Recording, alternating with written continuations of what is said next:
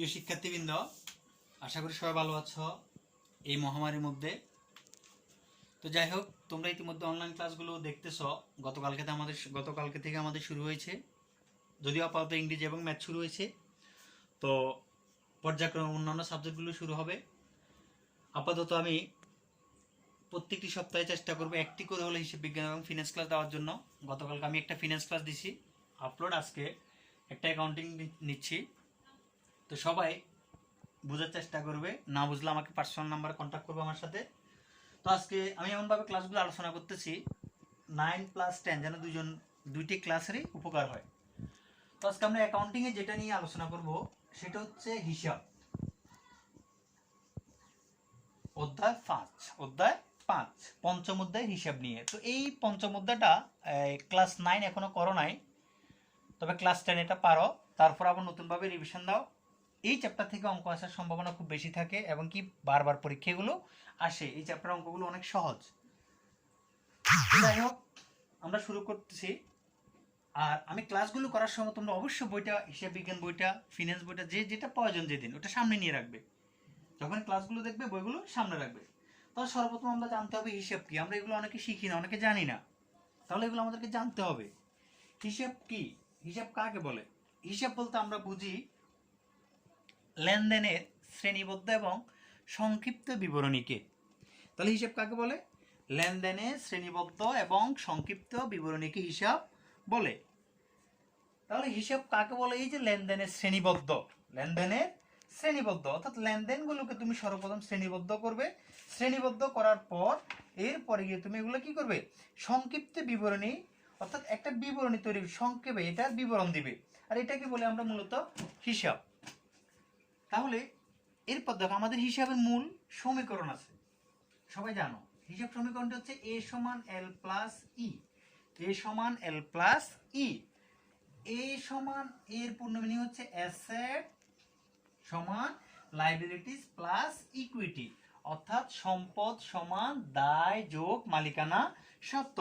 অর্থাৎ a সমান asset, l সমান লাইবিলিটিস আর ই সমান ইকুইটি। এরপর দেখো, মূল সমীকরণ হচ্ছে আমার এটা। আর এই সমীকরণটা থেকে যেটা আরেকটা সমীকরণ তৈরি হয়েছে, যে মালিকানা সত্ত্ব শুধু ই বলতে আমরা বুঝি ওনার্স ইকুইটি, একই কথা। অর্থাৎ ইকুইটি আর এটা এখানে হচ্ছে ওনার্স ইকুইটি। তাহলে ওনার্স ইকুইটি ওই সমান সি প্লাস আর minus E x minus D. C বলতে আমরা বুঝি capital plus revenue plus minus expense minus drawing, অর্থাৎ মূলধন যোগ আয় বিয়োগ ব্যয় বিয়োগ উত্তোলন। তাহলে এটা আমাদেরকে এগুলো জানতে হবে। আমি সংক্ষেপে এগুলো আলোচনা করলাম, যদি এগুলো আগে হয়েছে। তো আরেকটা যেটা জানতে হবে সেটা হচ্ছে সম্পদ। অর্থাৎ তোমার একটি হিসাব বিজ্ঞানে যেটা তোমাকে জানতে হবে হিসাবের ক্ষেত্রে, সম্পদ সমান মোট, অর্থাৎ দুটি পাশ সমান হতে হবে, সম্পদ আর এই পাশে লাইবিলিটিস প্লাস ইকুইটি, অর্থাৎ সম্পদ সমান দায় যোগ মালিকানা সত্ত্ব। তাহলে দেখো, সর্বপ্রথম সম্পদ যদি তোমার সম্পদের পরিমাণ যদি বৃদ্ধি পায়, তখন সেটাকে তুমি ডেবিট করতে হবে। আর যখন সম্পদের পরিমাণ হ্রাস পাবে, তখন সেটাকে কি করবে? ক্রেডিট করতে হবে। দায়টা যদি বৃদ্ধি পায় সেটা তোমার জন্য ক্রেডিট, যদি হ্রাস পায় সেটা তোমার জন্য হবে কি? ডেবিট। ফর এক্সাম্পল, মনে করো তুমি ব্যাংক থেকে 1,00,000 টাকা ঋণ নিলে, তাহলে নিশ্চয়ই তুমি ব্যাংকের কাছে কি? দায়বদ্ধ। তাহলে এই যে তোমার দায়টা বৃদ্ধি পেলো, তাহলে এটা তোমার জন্য কি? ক্রেডিট। এরপর আসো, তুমি এই টাকাটা একটা সময় সুদ সহ কি করতে হবে? পরিশোধ করতে হবে। তাহলে যখনই তোমার হ্রাস পাবে, পর্যায়ক্রমে এটা কি হবে? ডেবিট হবে। এরপর আসো মালিকানা সত্ত্ব, বৃদ্ধি পেলে ক্রেডিট, হ্রাস পেলে ডেবিট। এরপর দেখো আয় যদি বৃদ্ধি পায় সেটা হবে ক্রেডিট, আর যদি হ্রাস পায় সেটা হবে কি? ডেবিট। ব্যয় বৃদ্ধি পেলে ডেবিট, হ্রাস পেলে ক্রেডিট। এগুলো আমরা ক্লাসে আলোচনা করছি। তারপর আজকে আমি একটু হিন্টস দিলাম, কারণ আমি জানি, আইডিয়া করতেছি যে তোমরা অনেকেই প্রায় আজকে অনেকদিন পড়ালেখার বাইরে, তাই আমি আজকে একটু এগুলো প্রথমে মনে করে দিলাম। তো এখন দেখো, আমরা আজকে একটা অঙ্ক করব। তোমরা মেইন বইতে যাও, মেইন বই অধ্যায় 5-এ যাও সবাই। অধ্যায় 5-এ গিয়ে তোমরা হিসাবের যে অঙ্কগুলো আছে অঙ্কগুলো নাও। মেইন বইয়ের পেজ নং 58, পেজ নং 58।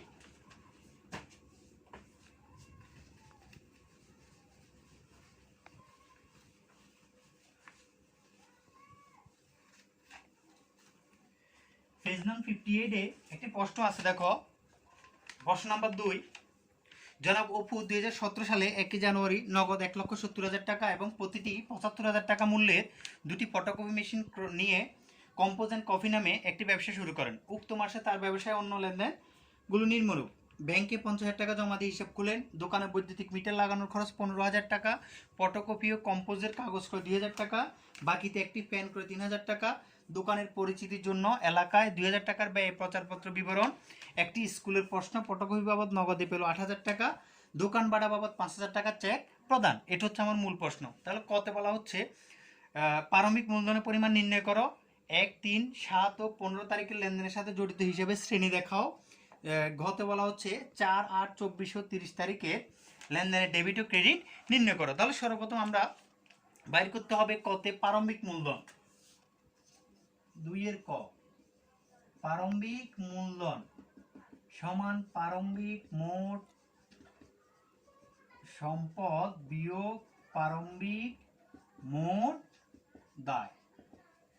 এটা হচ্ছে সূত্র। এটা তোমরা এর আগে 3য় অধ্যায় মনে হয় করেছ।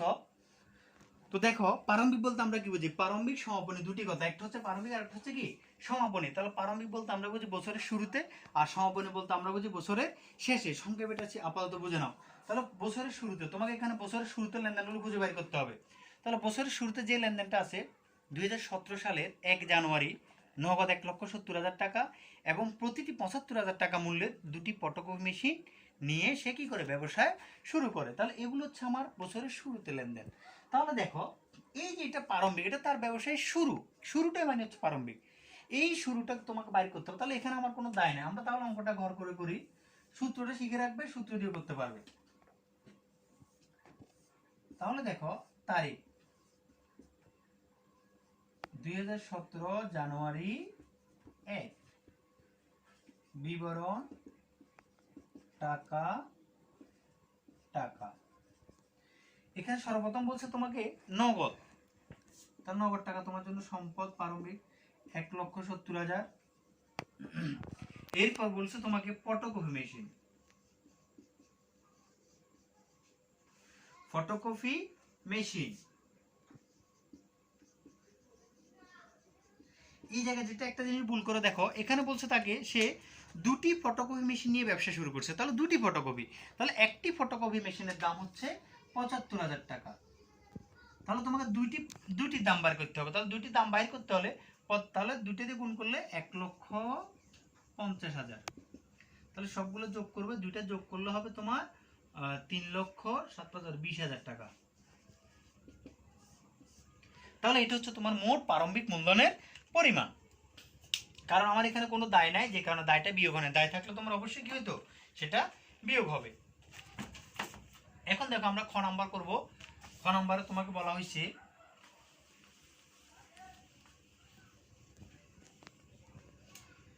খ নাম্বারে বলছে তোমাকে হিসাবের শ্রেণী দেখাও। হিসাবের শ্রেণী। তাহলে দেখো, ঘর করতে হবে প্রথমে হিসাবের শ্রেণী। তাহলে ঘরটা হবে তারিখ, হিসাবের নাম, হিসাবের শ্রেণী। তাহলে তারিখ, হিসাব, আর এখানে হবে হিসাবের শ্রেণী, অর্থাৎ কোনটি কোন হিসাব। তাহলে খেয়াল করো, আমাকে বলছে সর্বপ্রথম 1 তারিখের লেনদেনটা কি আছে দেখো। এখানে বলছে 1, 3, 7, 15, এই 4টা লেনদেন। 4টি করলে পরীক্ষা আসলে 4। তাহলে দেখো, 1 তারিখে বলছে 1 জানুয়ারি নগদ 1,70,000 টাকা এবং প্রতিটি 75,000 টাকা মূল্যের ফটোকপি মেশিন নিয়ে ব্যবসা শুরু করে। তাহলে নগদান হিসাব, সম্পদের পরিমাণ তোমার বৃদ্ধি পাইছে। তাহলে 2017 জানুয়ারি 1 নগদান হিসাব। এরপর দেখো, কারণ তোমার এটা সম্পদ, এরপর আরেকটা পক্ষ হচ্ছে প্রতিটি 75,000 টাকা মূল্যের। তাহলে ফটোকপি মেশিন, এটা নাম হচ্ছে অফিস সরঞ্জাম। অফিস সরঞ্জাম হিসাব।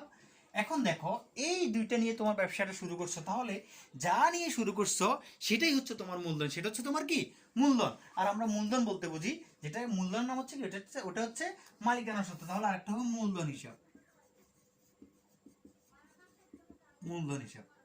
তাহলে এখন দেখো হিসাবের শ্রেণীটা কিভাবে করবে। তাহলে এই যে নগদান হিসাব, নগদ টাকা তোমার জন্য কি সম্পদ, অফিস সরঞ্জাম তোমার জন্য কি সম্পদ, মালিকানা, আর মূলধন হচ্ছে তোমার জন্য মালিকানা সত্ত্ব। তাহলে এটা গেল আমাদের 1 নাম্বারটা। এরপর বলছে 3 তারিখ, ব্যাংকে 50,000 টাকা জমা দিয়ে হিসাব খোলেন। ব্যাংকে 50,000 টাকা জমা দিয়ে হিসাব খোলেন। তাহলে ব্যাংকে 50,000 টাকা জমা দিয়ে হিসাব করছে, তাহলে এটা কি হবে?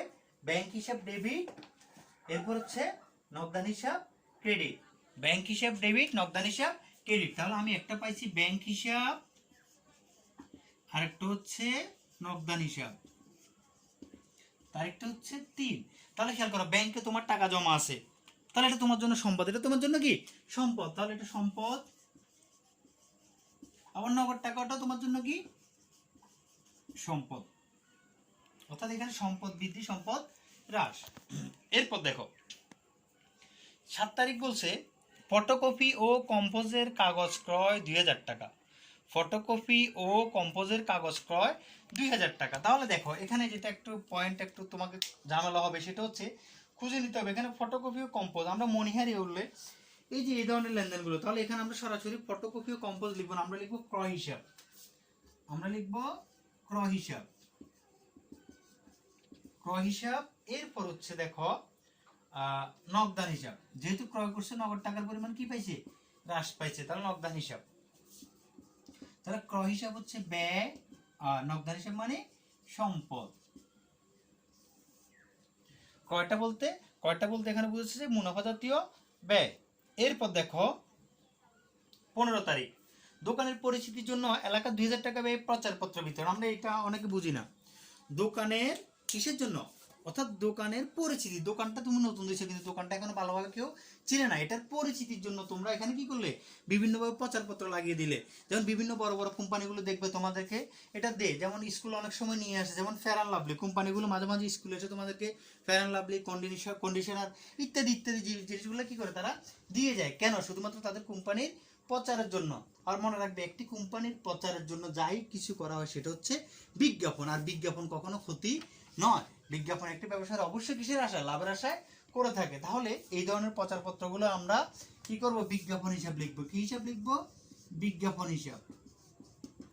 এরপর দেখো, তাহলে এটার পিছনে তোমার কি কিসের পরিমাণ হ্রাস পাইছে, নগদ টাকার পরিমাণ হ্রাস পেয়েছে 15 তারিখ। তাহলে বিজ্ঞাপন হিসাব ব্যয় হিসাব, আর নগদ হিসাব হচ্ছে তোমার কি সম্পদ। তাহলে আমার এখানে 4টা পয়েন্ট শেষ। তো এই 4টা একটু ভালোভাবে দেখো, কেউ যদি না বুঝে থাকো সেটা বলবে।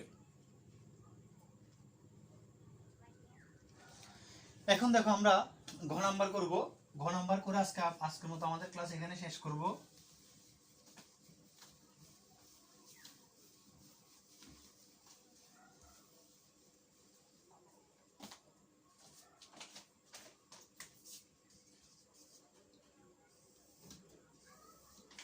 ঘ নাম্বার বলছে তোমাদেরকে বাইর করার জন্য ডেবিট ও ক্রেডিট নির্ণয়। ডেবিট ও ক্রেডিট নির্ণয় এখানে অনেক সময় এলোমেলো হয়ে যায়।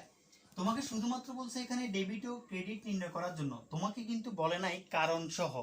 তো অনেকে কি করে এখানে কারণ দিয়ে দেয়। যখন তোমাকে কারণ সহ বলবো, অবশ্যই তুমি কি করতে হবে, কারণ দিতে হবে। যখন কারণ বলবে না, দেওয়ার কোনো প্রয়োজন নেই, অতিরিক্ত কাজ করার প্রয়োজন নেই। তাহলে এখানে গড় হবে কয়টি, 4টি। তারিখ, বিবরণ অথবা হিসাব, এরপর এখানে লিখবে ডেবিট অথবা ক্রেডিট, আর এখানে হবে কি টাকা। এখানে বলছে তোমাকে কত তারিখ, 4/8/24 ও 30। তাহলে দেখো সর্বপ্রথম যেটা সেটা হচ্ছে 4 তারিখ, দোকানের বৈদ্যুতিক মিটার লাগানো খরচ 15,000 টাকা। দোকানে বৈদ্যুতিক মিটার লাগানো খরচ 15,000 টাকা। তাহলে খেয়াল করো, তুমি দোকানে কি করলে, বৈদ্যুতিক মিটার লাগাইছো, অবশ্যই তোমার কি হয়েছে, খরচ হয়েছে। তাহলে যেহেতু খরচ হয়েছে, সর্বপ্রথম তুমি একটা পক্ষ বের করবে, ডেবিট ক্রেডিট থেকে একটা পক্ষ বাইর করে ফেলবে। তাহলে খেয়াল করো, তোমার কিসের পরিমাণ হ্রাস পাইছে, নিশ্চয়ই তোমার কি নগদ টাকার পরিমাণ হ্রাস পেয়েছে। তাহলে নগদান হিসাব কি হবে, ক্রেডিট। এরপর আসো কি বাবদ খরচ হয়েছে, কি বাবদ, বৈদ্যুতিক মিটার বাবদ। তাহলে এটা লিখবো বৈদ্যুতিক মিটার, বৈদ্যুতিক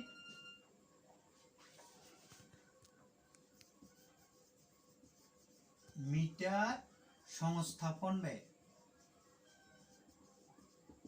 হিসাব ডেবিট 2017 জানুয়ারি 4 টাকার পরিমাণ হচ্ছে তোমার 15,000 টাকা।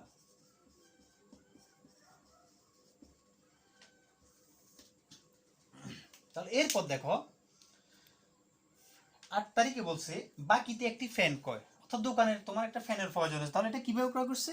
বাকিতে। তাহলে বাকিতে ক্রয় করছে, তাহলে যেহেতু বাকিতে ক্রয় করছে, খেয়াল করো কি ক্রয় করলো? ফ্যান। তাহলে ফ্যানকে আমরা সচরাচর এটা তোমার অফিসের জন্য করে, তাহলে অফিস সরঞ্জাম হিসাব, অফিস সরঞ্জাম হিসাব ডেবিট।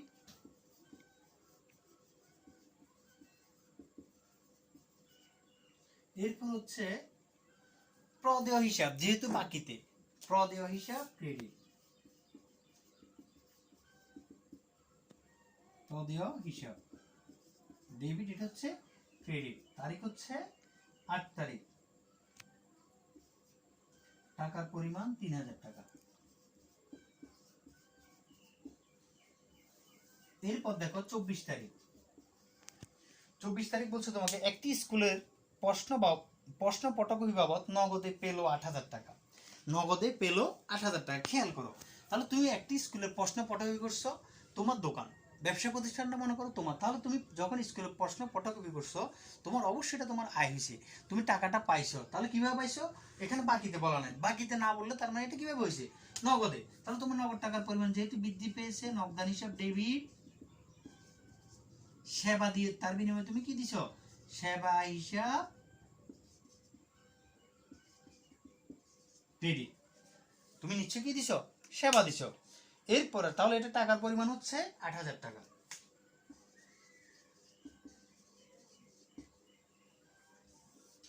এরপর দেখো 30 তারিখ,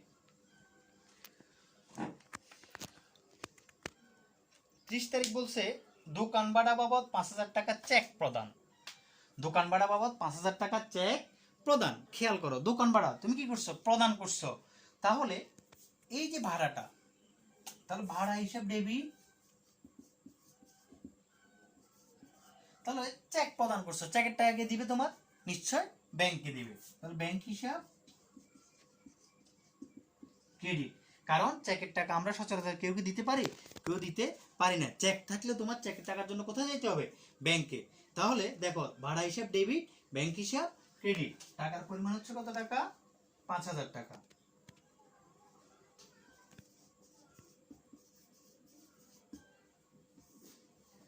তাহলে আমাদের ঘ নম্বর এখানে শেষ। সবাই একটু বোঝার চেষ্টা করবে, আর কেউ যদি না বুঝো অবশ্যই আমার সাথে যোগাযোগ করবে, কারণ এই ক্লাসগুলো তোমরা দেখবে, যেমন এই ধরনের অঙ্কগুলো ক্লাস 10 ভালোভাবে দেখবে। তোমাদের এই অঙ্কগুলো এনসিতে আসে, একেবারে সহজ, তোমরা অনেক সহজে কি 10টি মার্ক পেয়ে যাবে। আর ক্লাস 9 তোমরা মাত্র শিখার বয়স। আমি বারবার বলতাম একটা কথা ক্লাসে, 9 মানে তুমি শিখবে, 9 মানে ভালোভাবে কি করবে? শিখবে। 10-এ উঠে তুমি পরীক্ষার জন্য প্রস্তুতি নিবে। তুমি 9-এ যদি না শিখো ভালোভাবে, যদি তুমি একটি বই সম্পর্কে না জানো, 10-এ উঠলে তুমি কি ভালো রেজাল্ট করতে পারবে না। এমনকি তোমার টেস্টে অ্যালাউ নিয়েও তখন কি হয়ে যায়? চিন্তা, অর্থাৎ দ্বিধাদ্বন্দ্ব পড়ে যাও যে তুমি অ্যালাউ হবে কিনা। তো ওই জন্য আমি বলবো 9-এর বছর তুমি পড়ালেখা করতেছো শুধুমাত্র কিসের জন্য না? মুখস্থর জন্য না, সার্টিফিকেটের জন্য না, পড়ালেখাটা করতে হবে কিসের জন্য? বাস্তব মেধা গ্রহণ করার জন্য। তাহলে এই বাস্তব মেধা গ্রহণ করতে হলে তোমাকে কি করতে হবে? যেমন 9-এর বছর আমি বলবো প্রত্যেকটি সাবজেক্ট তুমি কি করবে? এটা ভালোভাবে বুঝবে, সবকিছু জানবে, যত জানতে পারো। 10-এ উঠলে তুমি পরীক্ষার জন্য সুন্দরভাবে কি করবে? প্রস্তুতি নেবে। তো যাই হোক, হিসেব বিজ্ঞান এইটুকু থাকবে আজকে। নেক্সট ক্লাস ইনশাল্লাহ দেখা হবে। সবাই ভালোভাবে এটা বাড়ি যা করেছে আজকে এটাই বাড়ির কাজ, ভালোভাবে করবে। যদি যারা পারবে, গাইডে বইতে অনেক অঙ্ক আছে, একই নিয়মে খুঁজে অঙ্ক করার চেষ্টা করবে। 10-এর ওরা বোর্ডগুলো করা শুরু করো। তোমার এই ধরনের অঙ্ক বোর্ডে যা আছে এগুলো করা শুরু করো। আর 9-কে বলবো তোমরা এই অঙ্কটা প্রথমে করবে, করার পর তোমরা গাইড থেকে আবার অঙ্ক করবে। না পারলে আমার সাথে ফোনে যোগাযোগ করবে। তো সবাই ঘরে থাকো, সুস্থ থাকো, স্বাস্থ্যবিধি মেনে চলো। সবার জন্য শুভকামনা। ভালো থাকো। আল্লাহ হাফেজ।